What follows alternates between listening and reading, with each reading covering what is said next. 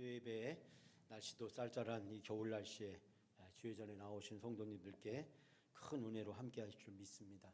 성도 중에 최고의 성도는 제가 늘 자리교인하고 말씀하시는데, 우리 교인 중에 교인, 염광가족 중에 염광가족은 바로 수요예배 자리교인인 줄 믿습니다. 제가 여러분들에게 유머 하나를 얘기하려고 하는데요, 어느 날 엄마가 콜드크림을 바르고 있었습니다. 그러면서 이 어린 아들이 엄마에게 물었습니다. 엄마, 뭐 하는 거야? 뭘 바르는 거야? 그러자 엄마가 그 아들에게 이렇게 얘기했다면, 엄마가 예뻐지기 위해서 바르는 거야. 그런데 조금 있다가 잠시 후에 엄마가 화장지로 그 얼굴에 발랐던 크림을 닦아내기 시작했습니다. 그 모습을 보던 아들이 엄마에게 뭐라고 얘기했는지 아세요?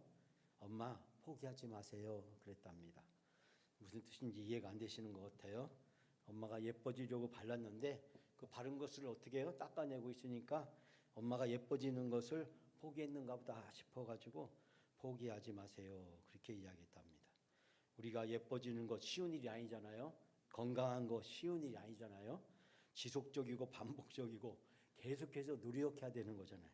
우리가 영적으로 성장한다는 건 이건 한 번에 되는 게 아니지 않습니까? 우리가 지속적이고 반복적이고 계속해야 우리의 얼굴이 이뻐지고 또 건강해지고 또 우리가 공부하는 학생이 성적이 올라가듯이 우리의 영성도 어떤 일이 있어도 포기하지 말고 계속 반복해서 하게 될 때 우리의 믿음과 은혜가 성장하게 될 줄 믿습니다. 어제는 제가 청주에 다녀왔습니다. 우리 교회에 전에 부교육자로 있었던 강범석 목사님이 교회를 개척했다라고 해서 제가 평소에 페이스북에서 그 강범석 목사님이 카페도 하고 마카롱도 만들고 휘낭시에도 만들고 여러 가지 이 디저트에 관련된 이 빵이나 과자를 만들어서 이 카페에서 판매를 하고 있었는데, 그 카페 제목이 5월 5일 카페라는 제목이었습니다. 그래서 인상적이고, 또 제가 가만히 보니까 제가 신대원 때 가르쳤던 학생이었고, 또 우리 강범석 목사님이 결혼을 했는데 그 결혼한 사모님이 누구냐면 육선양 사모님이었는데 저에게 학부에서 공부했던 학생이었습니다. 이름이 독특해서 제가 이제 잃어버리지 않고 있었는데, 제가 페이스북을 보다가 두 사람이 결혼했구나.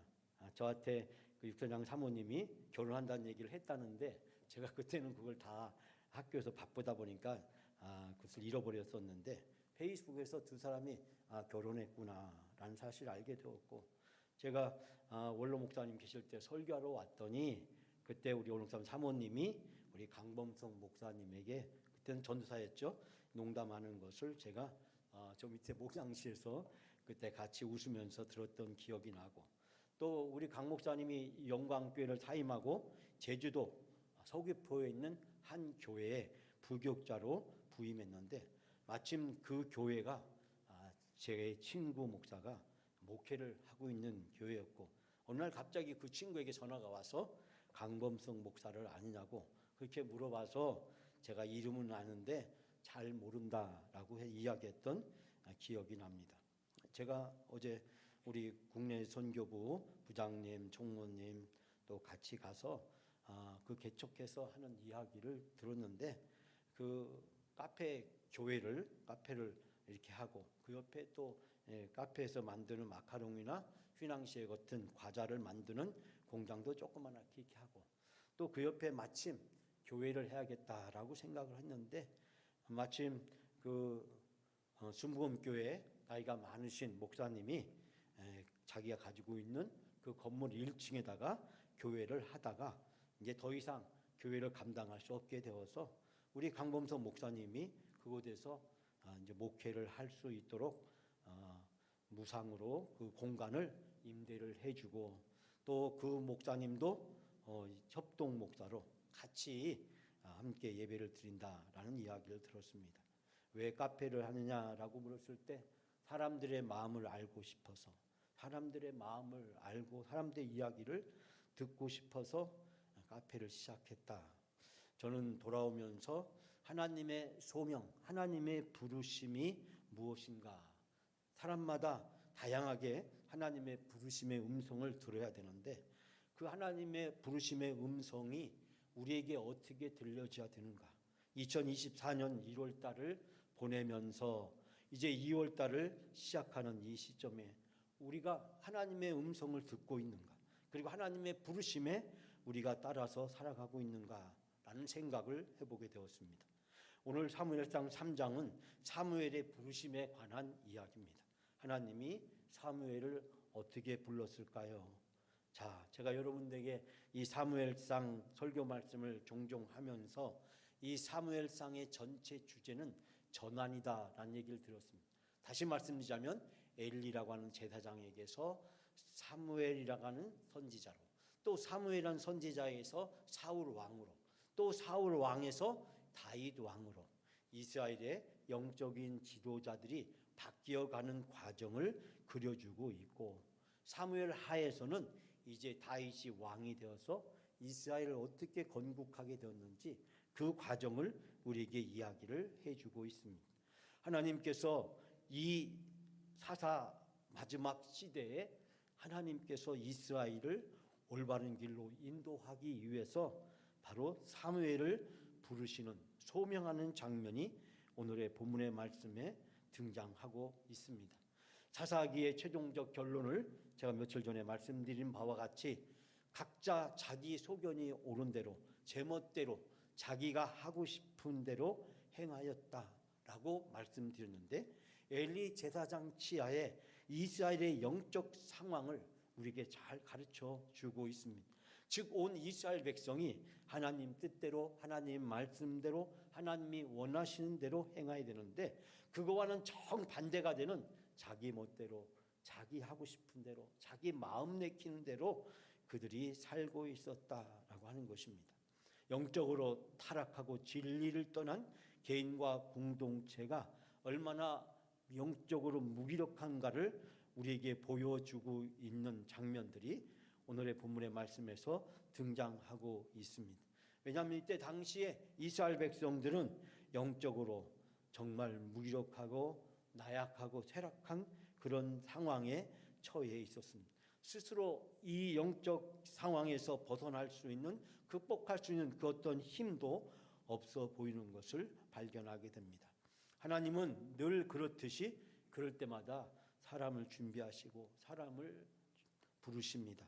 하나님께서 노아의 시대도 노아를 불렀고, 또 바벨로 인류가 위기에 처했을 때 하나님은 아브라함을 부르셨고, 이스라엘 백성이 400년의 긴 탄식을 하고 있을 때 하나님은 모세를 부르셨고, 하나님은 광야 시대를 마감하고 저 적과 끄는 가나안 땅에 들어갈 때 여호수아를 부르셨고, 하나님은 필요할 때마다 사람을 부르시고 사람을 세우시고 그 사람을 통해서 하나님의 선한 역사가 이어갈 수 있도록 인도하시는 것을 보게 됩니다. 즉 사사기 시대의 이 영적 암흑기에서 하나님은 이스라엘 백성들을 인도하고 구원하기 위해서 끊임없이 사사를 세우시고 그 사사를 통해서 이스라엘 백성을 구원하시고, 이제 하나님은 예언자를 부르시고 그 예언자를 통해서 하나님의 말씀이 이스라엘 백성에게 전파되게 하고, 그 전파된 말씀을 통해서 이스라엘 백성이 다시 하나님께 회복의 길로 갈 수 있도록 인도해 주시는 것을 발견하게 됩니다. 사사기는 죄악의 악순환이 반복되지만 그 죄악의 악순환 속에서 하나님의 희망의 불씨는 꺼지지 않고 계속되고 있는 사실을 발견하게 됩니다. 아무리 캄캄한 밤이라고 할지라도 하나님이 열어가시는 새벽은 가까웠고 그 새벽의 역사는 반드시 시작된다는 사실을 발견하게 됩니다. 이제 이스라엘의 영적인 겨울이 지나고, 그리고 이스라엘 백성의 재생과 회복을 위한 봄을 맞이할 수 있는 새로운 시대를 하나님이 열어가시는 것입니다. 이스라엘은 이제 영적 겨울이 지나고 봄을 맞이하면서 하나님께서 이스라엘 백성을 구원하기 위해서 놀라운 전환점에 사무엘이라고 하는 한 사람을 부릅니다.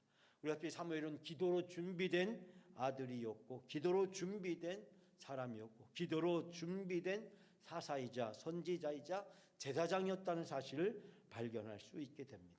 사랑하는 여러분, 이 중요한 전환점에 겨울이 지나고 봄이 오는 회복의 그 갈림길에서 하나님은 바로 이 사무엘을 부르십니다. 이 경상도 말 중에 베리모띠라고 하는 말이 있습니다. 베리모띠. 그 베리모띠가 무슨 뜻이냐면 사람을 배웅할 때 대문 밖에 나가서 그 사람이 길에서 이제 사라져가는 그 길 모퉁이, 그 사람이 이제 대문에 밖에 나서서 자기 길을 가면서 꺾어지게 되는 그 길 모퉁이를 베리모띠라고 부른다라고 이야기합니다. 제가 서울에 있을 때 성신여대 앞에 베리모띠라고 하는 카페 레스토랑이 있었습니다.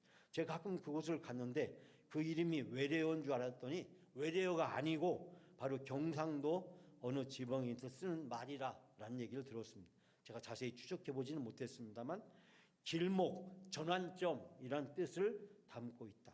즉 하나님께서 우리 영광교회가 이제 60년을 넘어서 61년으로 나아가면서 한국교회가 회복돼야 될 이 시점에 우리 영광교회도 회복되는 그 전환점, 어떻게 보면 그 베리모띠라고 이야기할 수 있는 바로 그곳, 이스라엘 백성이 이 사무엘 선지자를 통해서 새롭게 각성하고 변화되는 미스바와 같은 곳이 되기를 원하는 마음을 발견하게 됩니다. 저는 2024년 한 해가 우리 영광교회가 회복되어지고 모든 성도들이 회복되어지는 그런 놀라운 한 해가 되기를 간절히 소원합니다. 오늘 말씀을 통해서 세 가지 은혜를 같이 나누고자 합니다. 첫 번째는 영적으로 눈이 멀어버린 엘리 제사장입니다. 여러분 1절부터 3절까지 말씀에 등장하고 있는데 우리가 1, 2절만 다 같이 함께 봉독합니다. 아이 사무엘이 엘리 앞에서 여호와를 섬길 때에는 여호와의 말씀이 희귀하여 이상이 흔히 보이지 않았더라. 엘리의 눈이 점점 어두워가서 잘 보지 못하는 그때 그가 자기 처소에 누웠고. 아멘. 오늘 1절 말씀에 보니까 그때 주께서 말씀해 주시는 일이 드물었다. 즉 여호와의 말씀이 희귀했다라는 뜻은 뭐냐면 주님께서 말씀해 주시는 일이 드물었다. 이 희귀하다는 것은 드물었다라는 뜻이잖아요. 또 환상도 이상도 보이지 아니하더라. 환상도 자주 나타나지 아니했다. 영적으로 암흑기에 바로 한 사람을 소개합니다. 그 사람은 바로 영적 암흑기에서 이스라엘 백성을 인도하는 영적 지도자 엘리였습니다. 그런데 이 엘리 지도자의 모습이 어땠냐면 2절에 소개하기를 눈이 점점 어두워져 가서 잘 보지 못하는 그때라고 이야기를 하고 있습니다. 그는 이미 눈이 어두워져서 잘 볼 수가 없었다라는 것입니다. 유대의 역사가였던 요세푸스는 이야기하기를 이때 사무엘이 하나님의 부르심을 받을 때 그의 나이가 12살이었다고 합니다. 유대인들은 나이가 12살이 되면 바로 성년으로 간주되고 성년식을 한다라고 이야기합니다. 즉 사무엘이 하나님의 부르심을 받고 예언의 활동을 시작하던 이 시기가 12세쯤 되었다라고 이야기할 수 있는데 바로 그때 이스라엘 백성의 영적 상황을 하나님의 말씀이 희귀하였다라고 이야기를 하고 있습니다. 즉 하나님의 말씀이 자주 들려주지 않으셨고 계시도 보여주지 아니하심으로 이스라엘 백성들은 하나님의 말씀에 무관심했고 영적으로 심히 부패한 상황에 즉 영적으로 무감각한 상황에 전락해져 있음을 우리는 발견할 수 있게 됩니다. 여기서 엘리 제사장의 나이가 거의 90을 바라보는 시점이었기 때문에 그가 육체적으로 아마 노약해졌을까라는 생각을 할 수 있지만 그러나 여기서 중요하게 문제가 되는 것은 그의 육체적인 눈이 아니라 영적인 눈이었습니다.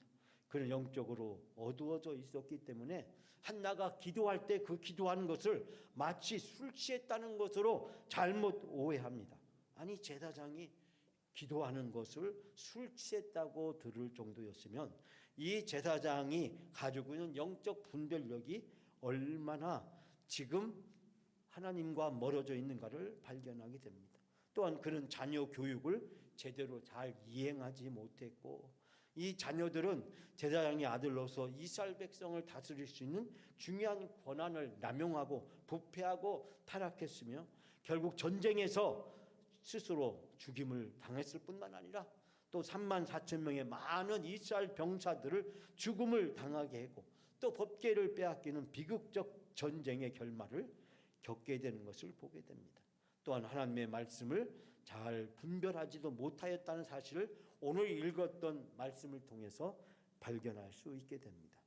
하나님의 말씀을 들으면서도 그 말씀이 하나님의 말씀으로 듣지 못하고 있는 안타까운 현실을 발견하게 됩니다. 사랑하는 여러분, 우리는 영적 눈이 멀었던 이 엘리 제사장의 모습을 통해서 오늘날 우리 한국 교회가 어쩌면 이런 영적으로 눈이 멀고 세속화되어 있는 안타까운 현실들을 발견하게 됩니다.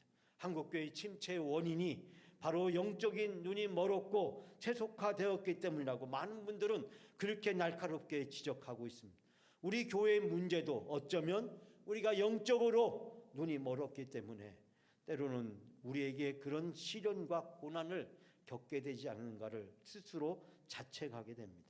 교회가 세상을 따라가고 세상의 물질주의가 교회를 지배합니다. 창세기 3장에 보암직하고 요한일서 2장에도 보게 되면 안목의 정욕을 따라가는 안타까운 모습을 보게 됩니다. 세상의 기준이 교회 안에 들어와서 교회를 좌우하고 영적 분별력의 상실이 교회의 영적 무기력의 원인이 되었다는 사실을 발견할 수 있게 됩니다. 사랑하는 여러분, 요한일서 2장 15절 16절 말씀, 아까 제가 말씀드렸던 그 말씀에 안목의 정욕, 육신의 정욕, 그리고 이생의 자랑, 이것은 아버지께로 온 것이 아니고 세상으로부터 온 것이다. 이 세상이나 세상의 것들을 사랑하지 말라고 이야기를 하고 있습니다. 세상을 사랑한다는 것은 세상의 기준에 의해서 지배를 당한다는 것입니다. 즉 영적인 눈을 가지고 분별해야 되는데 영적 분별력을 상실하고 있는 그리스도인들의 모습을 안타깝게 우리에게 지적해주고 있습니다. 오늘 사무엘에게 무려 3번이나 하나님은 말씀하십니다. 그런데 그 이야기를 들어야 될 엘리 제사장은 그 이야기를 듣지 못합니다. 그는 영적으로 귀가 먹었고 영적으로 눈이 멀었기 때문입니다.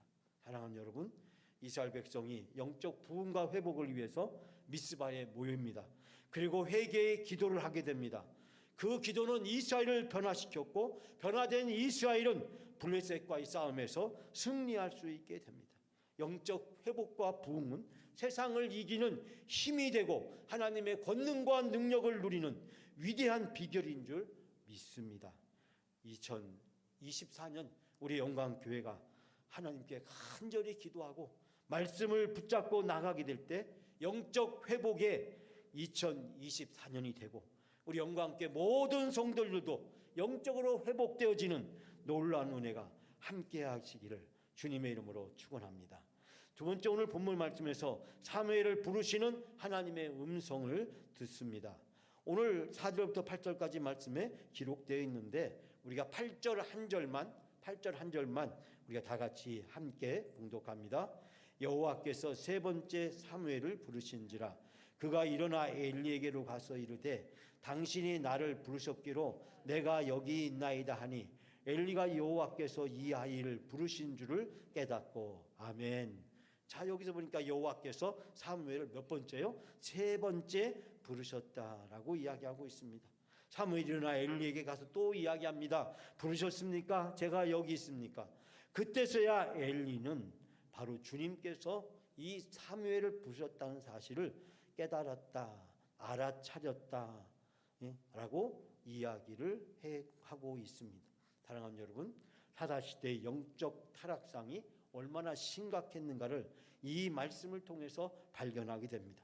앞에서 말씀드렸지만 무려 3번이나 하나님이 부르시는데 그 하나님의 부르심을 가장 민감하게 들어야 되고 그 하나님의 음성을 백성들에게 전해줘야 될 귀한 책임이 있는 제사장 귀에는 그 하나님의 말씀이 들리지 않고 있다는 사실입니다. 모든 사람이 다 들었는데 그 자리에 있는 이 어린 사무엘이 그 이야기를 듣고 또 들었는데도 불구하고 여전히 엘리 제사장의 귀에는 하나님의 말씀이 들리지 않았다는 사실입니다. 나시린으로서 레이지파의 헌신자에 불과했던 12살 어린 사무엘의 귀에는 그 하나님의 음성이 생생하게 들려옵니다. 하나님은 이제 엘리를 내려놓고 사무엘이라고 하는 이스라엘 백성의 새로운 지도자를 부르시고 이 사무엘이 하나님의 소명을 받는 그 순간을 우리에게 이야기해 주고 있습니다.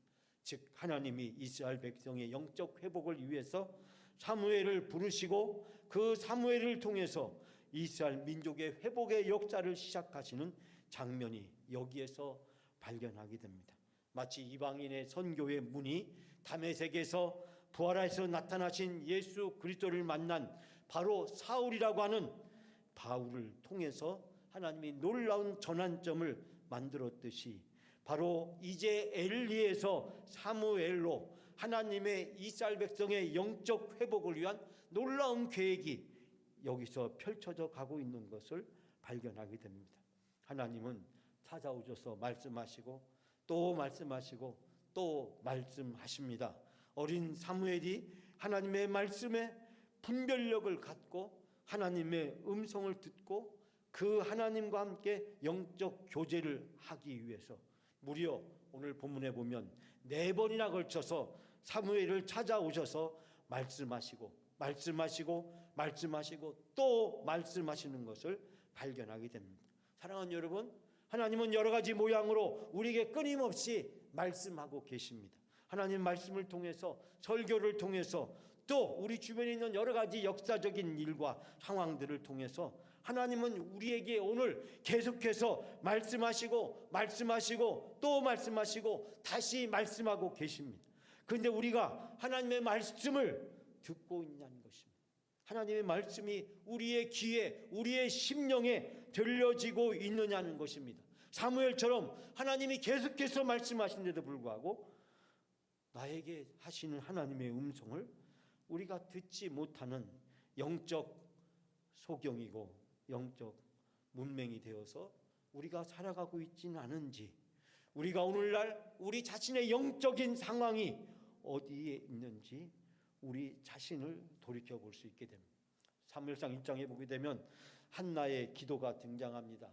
한나는 괴롭고 힘든 자기의 인생의 상황에서 하나님께 기도하고 통곡하고 서원하면서 하나님께 간절히 기도합니다. 엘리 제사장이 술 취했냐고 무시하고 업신여길 때도 그는 내 심정을 하나님께 토로한 것뿐이라고 이야기하면서 간절히 포기하지 않고 기도합니다. 엘리 제사장의 구박을 무릅쓰고 그의 얼굴을, 그의 마음을 상하게 하는 무시하는 말이 있음에도 불구하고 마치 수르보니게 여인처럼 그의 간절한 심령을 가지고 기도하고 또 기도합니다. 하나님 성전에 하나님께 바짝 붙여서 하나님께 간절히 기도할 때 하나님은 엘리 제사장을 통해서 사무엘이 이 한나가 구한 것을 하나님께서 이루어 주시고 이 한나에게 얼굴에 다시는 근심과 걱정이 없도록 그를 인도해 주시는 것을 보게 됩니다. 하나님께 바짝 붙여서 하나님의 음성에 귀를 기울이고 그 하나님의 음성을 붙잡고 기도하게 될 때 하나님은 우리의 영적인 눈을 활짝 열어주실 줄 믿습니다. 하나님의 음성이 우리의 귀에 들려지고 그 귀에 들려진 그 하나님의 말씀이 우리의 인생을 바꾸고 우리의 삶을 회복시키는 놀라운 역사가 나타나게 될 줄 믿습니다. 하나님께 가까이 바짝 붙어서 하나님의 음성에 귀를 기울이고 그 하나님이 무엇인지 말씀하실 때 내가 그 말씀에 순종하면 하나님의 놀라운 회복의 역사가 2024년 우리 교회와 여러분들에게 온전히 이루어질 줄 믿습니다. 마지막 세 번째로 엘리와 사무엘의 영적 분별력을 비교하면서 우리에게 말씀해주고 있습니다. 길지만 9절부터 11절까지 마지막으로 다 같이 함께 봉독합니다. 엘리가 사무엘에게 이르되 가서 누웠다가 그가 너를 부르시거든 내게 말하기를 여호와여 말씀하옵소서 주의 종이 듣겠나이다 하라 하니 이에 사무엘이 가서 자기의 처소에 누우니라. 여호와께서 임하여 서서 전과 같이 사무엘아 사무엘아 부른지라. 사무엘이 이르되 말씀하옵소서 주의 종이 듣겠나이다 하니 여호와께서 사무엘에게 이르시되 보라 내가 이스라엘 중에 한 일을 행하리니 그것을 듣는 자마다 두 귀에 울리리라. 아멘. 제가 오늘 사무엘 부르는데 우리 사무엘 전사님 한 번도 대답을 안 하네. 이 유머라는 거 아시죠? 네. 여러분 오늘 본문 말씀에서 엘리 제사장과 사무엘 이 두 사람의 영적 분별력의 차이가 무엇인지를 우리는 이 말씀을 통해서 깨닫게 됩니다. 엘리 제사장이 사무엘에게 이야기합니다. 말씀하십시오. 주님의 종이 듣고 있습니다. 주의 종이 듣겠나이다 라고 대답하라고 이야기합니다. 그럴 때 주님께서 말씀하셨고 그 주님이 하시는 말씀을 이제 바로 12절 이하에서 즉 사무엘이 하나님의 말씀을 듣게 됩니다. 이제 내가 이스라엘에서 어떤 일을 하려고 하는데 그것을 듣는 사람마다 무서워서 귀에 멍멍해질 것이다. 귀에 울리리라. 귀에 멍멍해질 것이다 라고 이야기하고 있습니다. 하나님의 말씀하시면 내가 그 말씀을 듣겠다라고 대답하라는 것입니다. 엘리는 하나님의 임재하심에 즉각적으로 할 수 있는 영적 분별력을 갖추고 있지 못했습니다. 40년 동안 사사 겸 제사장으로 이스라엘 백성의 영적 지도자였지만 그에게는 영적 분별력을 제대로 갖추고 있지 못했다는 사실입니다. 하지만 엘리라는 사람은 인격적으로는 사람 됨됨이는 후덕한 사람으로 보인다라고 이야기합니다. 즉 엘리의 인품은 한나를 축복해 주었고 비록 자신에 대한 저주의 내용을 담고 있는 예언이지만 그러나 사무엘을 통해서 그 말씀이 자기에게 드러졌을 때 하나님의 말씀을 깨닫고 그 말씀을 받아들이는 그의 이야기를 우리는 본문에서 발견하게 됩니다. 엘리는 실패한 지도자였지만 그러나 하나님은 이 실패한 지도자를 통해서 이스라엘 백성을 온전히 세우는 사무엘이라고 하는 성공하는 다른 영적 지도자를 세우시는 것을 보게 됩니다. 하나님의 역사는 이처럼 놀라운 상황을 이어져 가는 것을 발견하게 됩니다.